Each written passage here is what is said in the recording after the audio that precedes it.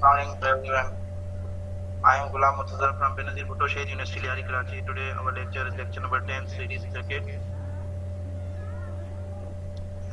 तो आज हम ये पढ़ेंगे कि सीरीज सर्किट क्या होते हैं। सीरीज सर्किट वो होते हैं जब आपके पास दो या दो से ज्यादा कंपोनेंट आपस में पॉइंट टू पॉइंट कनेक्टेड हों, यानी दोनों के एक एक पॉइंट आपस में कनेक्टेड हो। एटलीस्ट सीरीज सर्किट के लिए दो कंपोनेंट होने चाहिए, उससे ज्यादा। सर स्क्रीन को जूम करें, सही नजर नहीं आ रहा।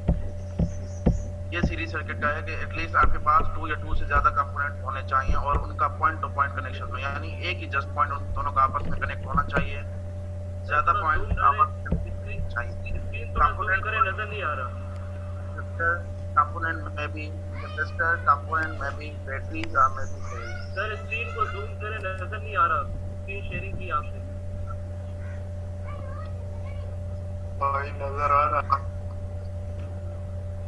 कंपोनेंट्स कौन कौन से हो सकते हैं? कंपोनेंट्स रेजिस्टर भी हो सकते हैं। आप दो रेजिस्टर को पॉइंट टू पॉइंट भी कनेक्ट कर सकते हैं। आप दो कैपेसिटर को पॉइंट टू पॉइंट कनेक्ट करते हैं। दो बैटरीज हों, दो इंडक्टर्स हों या दो सेल्स हों।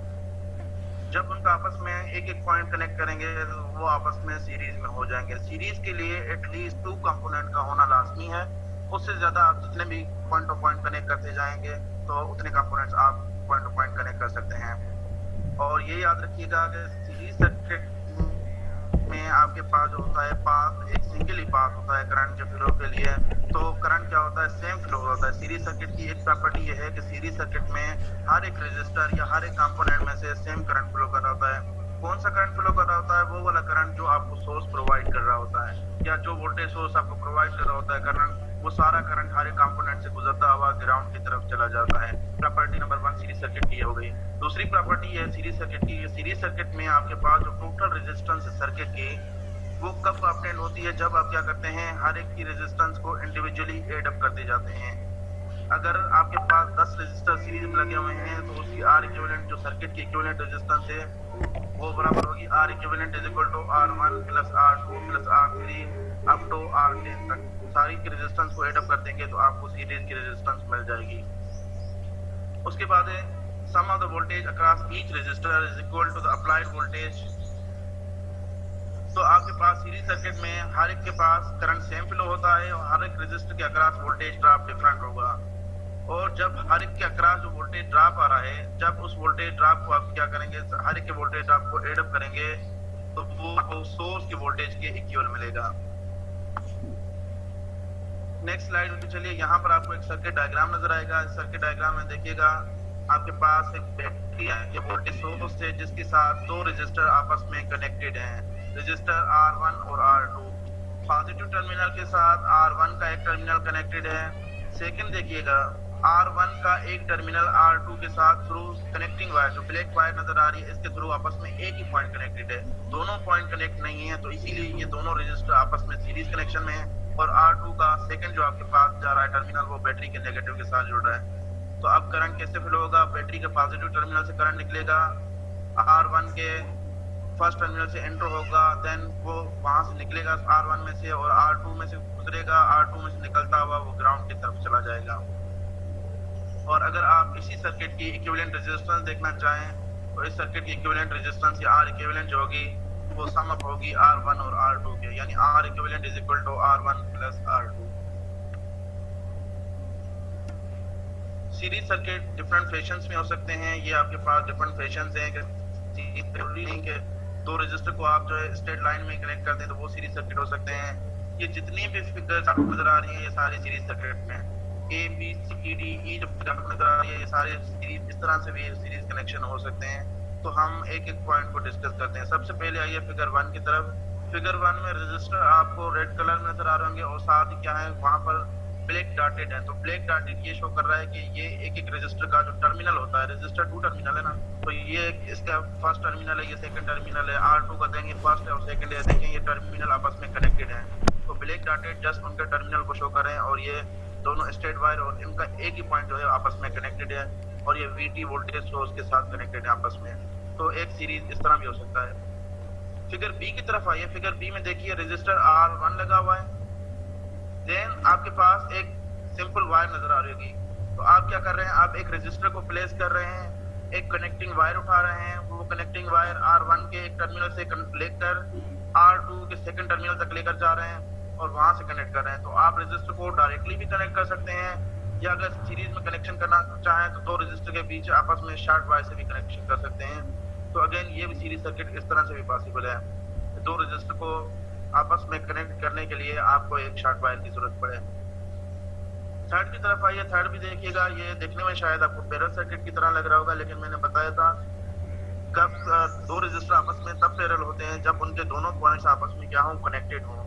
यानी फर्स्ट टर्मिनल के साथ कनेक्टेड हो, सेकंड वाला सेकंड के साथ।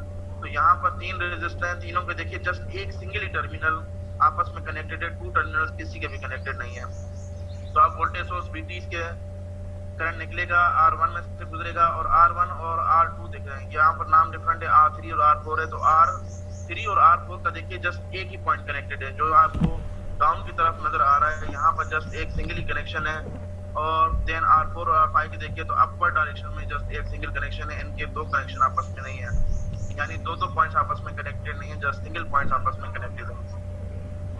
उसके बाद चलिए फिगर डी की तरफ चलते हैं। तो फिगर डी में देखिए तीन रजिस्टर हैं, अगेन ये पैरेलल ही हैं, लेकिन यहाँ पर क्या किया हुआ है सेम फैशन से, लेकिन वोल्टेज सोर्स के लिए वहाँ पर डायरेक्टली वोल्टेज सोर्स के साथ रजिस्टर कनेक्ट कर रहे थे, यहाँ पर हम शॉर्ट वायर लेकर आए हैं। शॉर्ट वायर लेके एक वायर बैटरी से निकाली और वो लास्ट रजिस्टर की तरफ लेकर गए, R5 जो यहाँ पर आपको दिखाई दे रहा है, वहां से ली और R5 को डायरेक्टली R4 से कनेक्ट कर दिया, R4 को डायरेक्टली R3 से, और R3 से एक शॉर्ट वायर लेकर बैटरी के नेगेटिव टर्मिनल की तरफ लेकर आए।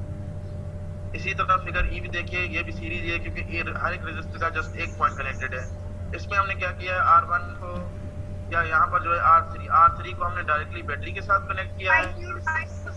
हमने क्या किया है कि R3 का जो नीचे वाला डाउन वाला टर्मिनल है, डाउन वाले टर्मिनल के साथ क्या किया, वहां से एक वायर लेकर गए हैं ऊपर की तरफ और R4 के ऊपर वाले टर्मिनल से कनेक्ट कर दिया। देन R4 का जो डाउन वाला टर्मिनल है वहां से एक शॉर्ट वायर लेकर गए हैं और R5 के ऊपर वाले टर्मिनल के साथ कनेक्टेड कर दिए हैं। तो ये सारे सीरीज सर्किट के डिफरेंट फैशंस हैं। ये जितने भी आपको नजर आ रहे हैं सारे के सारे सीरीज सर्किट ही हैं। अब एग्जांपल्स की तरफ आते हैं। यहाँ पर आपका लेकिन एग्जांपल सॉल्व करने से पहले ये बताना चाहता हूँ कि आपको पता है कि सीरीज में जो रेजिस्टेंस इक्विवेलेंट रेजिस्टेंस या टोटल रेजिस्टेंस है वो इक्वल होती है RT = R1 + R2 प्लस आपको रेजिस्टर है, उन सब के रेजिस्टेंस को आप एड अप करते हैं तो आपके पास इक्विवेलेंट रेजिस्टेंस मिल जाती है। ऐसा क्यों होता है, अब इसको प्रूव करने जा रहे हैं। देखिए आपको पता है KVL जब लगाते हैं हम कहते हैं सीरीज सर्किट में हर एक रेजिस्टर के पास वोल्टेज डिफरेंट ड्रॉप होती है, और जब आप सब वोल्टेजेस को एड अप कर लेते हैं तो वो वोल्टेज सोर्स वोल्टेज के इक्वल हो जाती है। यानी मैं कहना चाहता हूँ हमारे पास अगर n रजिस्टर हैं और सारे सीरीज में कनेक्टेड हैं तो हर एक के पास वोल्टेज ड्रॉप होगा V1 V2 V3 up to Vn। जब आप क्या करेंगे V1 को V2 को V3 को यानी हर एक के पास जितनी भी वोल्टेज ड्रॉप है सबके वोल्टेज ड्रॉप को आप एड अप करेंगे तो वो V3 टोटल वोल्टेज या सोर्स वोल्टेज के इक्वल हो जाएगा। अब देखिएगा इसी रिलेशन को ओम लॉ यूज करके जो ऊपर वाले सेकंड वाली इक्वेशन है जो KVL लगाया VT = V1 + V2, इसी में जब हम ओम लॉ लगाएंगे V = IR तो इक्वेशन की लेफ्ट साइड हो जाएगी बिकॉज़ VT = ITRT। हमने ओम लॉ यूज किया है। इक्वल टू V1 की जगह रखेंगे I1 R1 plus I2 R2 plus आपको ये चलता जाएगा, कब तक जाएगा, IN RN की तरफ जाएगा। सीरीज में हमारे पास जस्ट एक सिंगल ही पास होता है, करंट सेम फ्लो होता है। तो अब IT हो, I1 हो, I2 हो, I3 हो, I हो, व्हाटएवर जो भी हो, IN हो, ये सारे जो है इक्वल ही हैं। जब ये इक्वल हैं तो लेफ्ट साइड और राइट साइड दोनों पे कॉमन आ रहा है।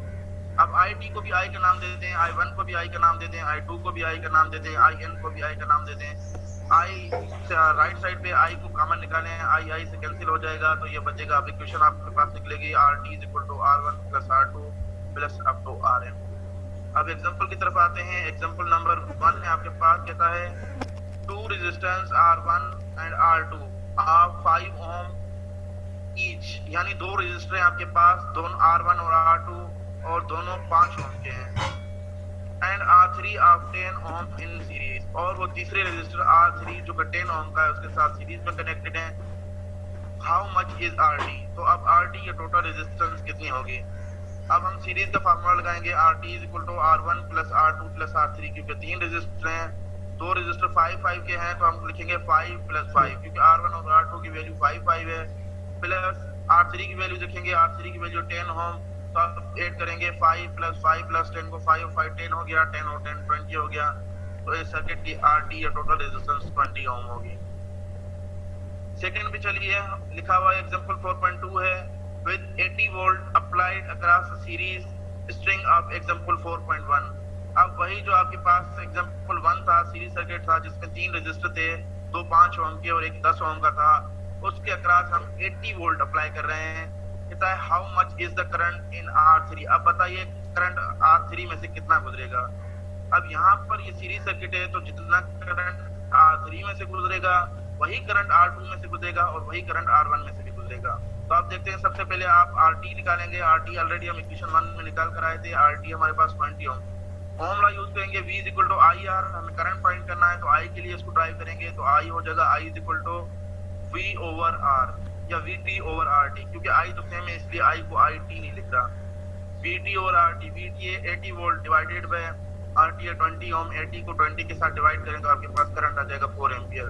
अब ये 4 एम्पियर करंट किस में से गुजरेगा? 4 एम्पियर करंट R1 में से भी गुजरेगा, R2 में से भी गुजरेगा, R3 में से भी गुजरेगा, सेम करंट फ्लो होगा।